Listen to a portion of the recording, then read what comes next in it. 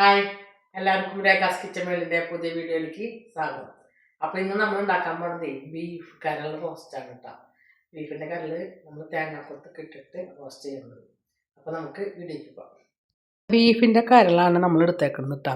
അത് അര കിലോ കഴുകി വാരി വൃത്തിയാക്കി വെച്ചിട്ടുണ്ട്. ഇനി നമുക്ക് അതിലേക്ക് എന്തൊക്കെയാണ് സാധനങ്ങളെന്ന് നോക്കാം.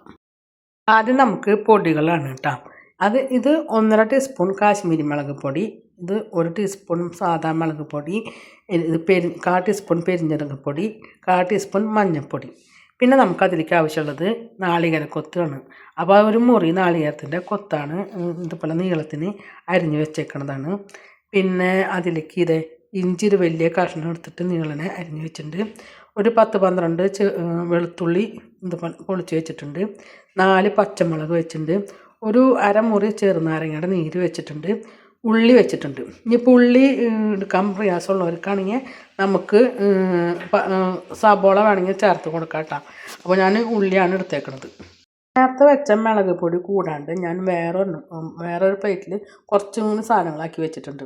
അപ്പോൾ ഇതിലുള്ളത് നമുക്ക് 1 ടീസ്പൂൺ കുരുമുളക് പൊടി, 1/2 ടീസ്പൂൺ കാശ്മീരി മുളക് പൊടി, 1 ടീസ്പൂൺ മല്ലിപ്പൊടി, 1/2 ടീസ്പൂൺ പെരിഞ്ജീരകപ്പൊടി, 1/4 ടീസ്പൂൺ മഞ്ഞൾപ്പൊടി.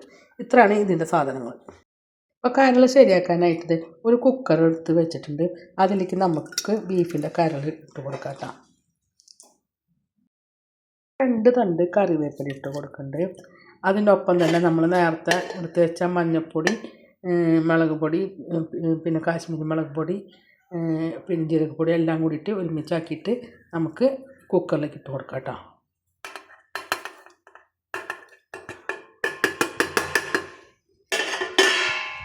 ഇനി ഇതിലേക്ക് ആവശ്യത്തിന് ഞാൻ കുറച്ച് ഉപ്പും കൂടി ചേർത്ത് കൊടുക്കുന്നുണ്ട്. ചേർത്ത് കൊടുക്കുന്നത് കുറച്ച് വെളിച്ചെണ്ണ കേട്ടോ. ഏകദേശം 1 ടീസ്പൂണോളം നമ്മൾ വെളിച്ചെണ്ണ ഇവിടെ ചേർത്ത് കൊടുത്തിട്ടുണ്ട്. ഇനി ഇത് നമുക്ക് കൈ കൊണ്ട് നന്നായി മിക്സ് ചെയ്യാം.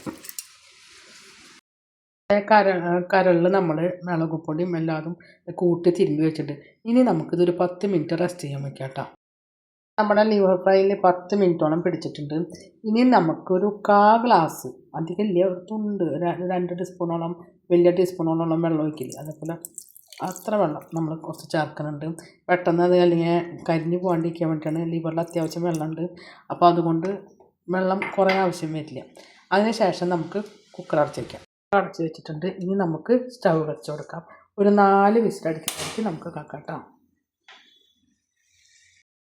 കുക്കറിൻ്റെ വിസിലൊക്കെ കഴിഞ്ഞ് ഞാൻ മൂടിയൊക്കെ തുറന്നു കിട്ടാം. അപ്പോൾ ആ നേരത്തെ എനിക്കൊരു വിരുന്നല്ല ഒരാൾ വന്ന് വിളിച്ചു. അപ്പോൾ തുറന്ന് വെച്ചിട്ട് ഞാൻ തുറക്കുന്നത് കാണിച്ചു തരാൻ പറ്റിയില്ല. അപ്പോൾ ഇതിൽ നമുക്ക് വെന്തോന്നൊക്കെ നോക്കട്ടാം. ഒരു കഷ്ണമൊക്കെ എടുത്തിട്ട് ഞാൻ വെന്തോന്നൊക്കെ നോക്കട്ടെ. കരളൊക്കെ നന്നായി വെന്തുണ്ട് കേട്ടോ. അപ്പോൾ ഞാനിപ്പോൾ 4 വിസിലടിച്ചപ്പോൾ നല്ലപോലെ വെന്തുണ്ട്. ഇനി ഇങ്ങനെ നിൽക്കണമെന്ന് വെച്ചിട്ടുണ്ടെങ്കിൽ ഒരു 3 വിസിലായാലും കുഴപ്പമില്ല. അതിനുശേഷം വെന്തിട്ടില്ലെങ്കിൽ ഒരു വിസിലും കൂടി കൂട്ടിയടിച്ചാൽ മതിയുള്ളൂ. കറക്റ്റ് ഇത് ഞാൻ ഇപ്പോൾ 4 അടിച്ചേക്കുന്നത്. ഇനി നമുക്കിതിന് ഒരു പാത്രം അടുപ്പത്ത് വെച്ചിട്ടുണ്ട് കേട്ടോ. അപ്പോൾ കറിയൊക്കെ ഒന്ന് ശരിയാക്കണ്ടേ. അപ്പോൾ അതിന് വേണ്ടിയിട്ടൊരു ഫ്രൈ പാൻ്റെ പാത്രം വെച്ചിട്ടുണ്ട്. സ്റ്റവ് കത്തിച്ച് കൊടുത്തിട്ടുണ്ട്. അതൊക്കെ നന്നായി ചൂടായിട്ടുണ്ട്. ഈ ഇതിലേക്ക് നമുക്ക് കുറച്ച് വെളിച്ചെണ്ണ വെച്ച് കൊടുക്കാം. കുറച്ചല്ല വേണോ എന്ന് വെച്ചിട്ടുണ്ടെങ്കിൽ വെളിച്ചെണ്ണയിൽ കിടന്ന് നല്ലപോലെ മൊരിഞ്ഞ് വരണം. അപ്പോഴാണ് കറിക്ക് ടേസ്റ്റ് ഉണ്ടാകുന്നത്. ഇത് കറിക്കല്ല കേട്ടോ, ബീഫിൻ്റെ കരൾ റോസ്റ്റ് ചെയ്യണമെന്നാണ് കേട്ടോ. ഞാനേ കറി ഇങ്ങനെ പറഞ്ഞ് കറിയിൽ നിന്ന് തന്നെയായി എൻ്റെ വയൽ. എണ്ണ നന്നായി ചൂടായിട്ട് അതിലേക്ക് കറിവേപ്പില ഇട്ട് കൊടുക്കുന്നു കേട്ടോ. നമുക്ക് നാളികേരക്കൊത്തൊന്ന് ഇട്ട് കൊടുക്കാം.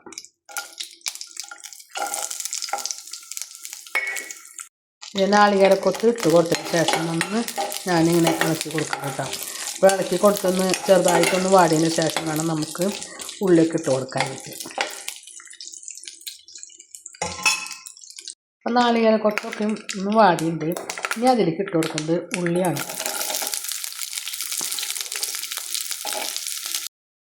ഉള്ളി നമ്മൾ ഒപ്പം ചേർത്ത് കൊടുത്തിട്ടുണ്ട്. അപ്പോൾ നാളികേരക്കൊത്തും ഉള്ളിയും കൂടിയിട്ട് ഒന്ന് വാടി വരണം കേട്ടോ. അപ്പോൾ നാളികേരക്കൊത്ത് നമ്മുടെ മുറുകി തുടങ്ങിയിട്ടുണ്ട്. ഇനി ഉള്ളിയും കൂടി നന്നായി ഒന്ന് വാടി വരണം. ഉള്ളിയൊക്കെ ഒന്ന് വാടിയിട്ടുണ്ട്. ഇതിലേക്ക് പച്ചമുളകും ഇഞ്ചിയും വെളുത്തുള്ളിയും ഇട്ട് കൊടുക്കാം. നമ്മുടെ ഇഞ്ചിയും പച്ചമുളകും വെളുത്തുള്ളിയും കൂടി ഇട്ട് കൊടുത്തിട്ടുണ്ട്. ഇത് നല്ല പോലെ ഒന്ന് വാടി നല്ല മുറുകിയ മണം വരും.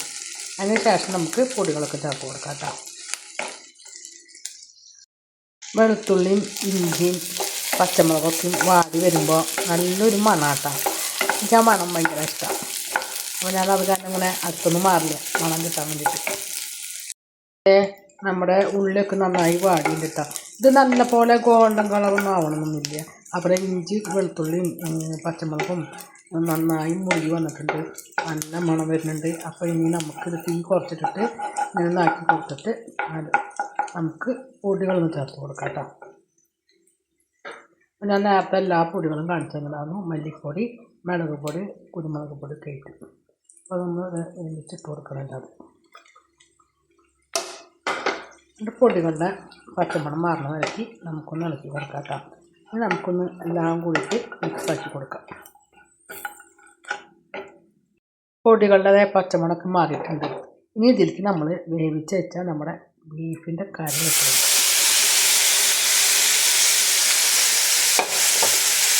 ഇവിടെ കറികളൊക്കെ നമ്മൾ ഇട്ട് കൊടുത്തിട്ടുണ്ട്. ഇനി ഇത് നമ്മുടെ മസാലയ്ക്കായിട്ട് നമുക്കൊന്ന് കൂട്ടി പറ്റാം. ഇപ്പോൾ ഇളക്കി കൊടുക്കാം. ഇനി ഇതിലേക്ക് ഞാൻ ഒഴിച്ച് കൊടുക്കുന്നത് അരമുറി ചെറുനാരങ്ങയുടെ നീരാണ്. ഇപ്പോൾ ഇത് ചെറുനാരങ്ങ ഇല്ലെങ്കിൽ നിങ്ങൾക്ക് 1 ടീസ്പൂൺ വിനാഗിരി ആയിട്ടും ചേർത്ത് കൊടുക്കാം കേട്ടോ. അതിന് ശേഷം നമുക്ക് ഒന്ന് ഇളക്കി കൊടുക്കാം. ഇളക്കിയും കൊടുത്തിട്ടുണ്ട്. ഇനി നമുക്കൊരു 5 മിനിറ്റ് നമുക്കൊന്ന് മൂടി വെച്ച് കഴിക്കാം. മസാലയ്ക്കൊന്ന് പിടിക്കാൻ വേണ്ടിയിട്ടാണ് കേട്ടോ. നമ്മൾ 5 മിനിറ്റ് കഴിഞ്ഞിട്ടുണ്ട് കേട്ടോ.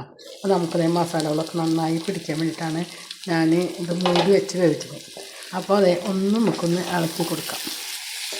അപ്പോൾ ചെറുതായിട്ട് ഞാൻ കുറച്ച് കുഴമ്പ് പരുവത്തിലുള്ള റോസ്റ്റായിട്ടാണ് എടുത്തേക്കണം.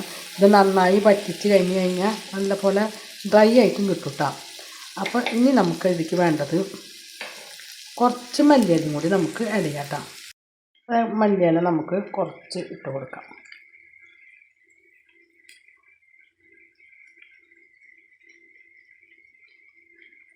മല്ലിയില ഇട്ട് കൊടുത്തതിന് ശേഷം ഞാൻ ഇതിൻ്റെ മുകളിലേക്ക് ഇങ്ങനെ ഇട്ട് കൊടുക്കുന്നുണ്ട് കേട്ടോ. അപ്പോൾ നമ്മുടെ വീഡിയോ നമ്മൾ ഇതേപോലെ എല്ലാവരും ബീഫിൻ്റെ കരൾ റോസ്റ്റാണ്. അപ്പോൾ എല്ലാവരും വെച്ചിട്ട് അഭിപ്രായം പറയുക. അപ്പോൾ എൻ്റെ വീഡിയോ ഇവിടെ വൈൻഡപ്പ് ചെയ്യാണ്. വീഡിയോ ഇഷ്ടപ്പെടുകയാണെങ്കിൽ ലൈക്ക് ചെയ്യുക, ഷെയർ ചെയ്യുക, സബ്സ്ക്രൈബ് ചെയ്യുക, കൂടെ ബെൽ ബട്ടൺ അടിക്കുക. അതിൻ്റെ ഒപ്പം തന്നെ ഓൾ എന്നുള്ള ബട്ടൺ കൂടെ അടിച്ചു കഴിഞ്ഞാൽ ഞാൻ ഇടുന്ന വീഡിയോയുടെ നോട്ടിഫിക്കേഷൻ വരുന്നതായിരിക്കും. പുതിയൊരു വീഡിയോയുമായി വീണ്ടും വരുന്നതായിരിക്കും. അതുവരെയും ടാറ്റാ ബൈ ബൈ.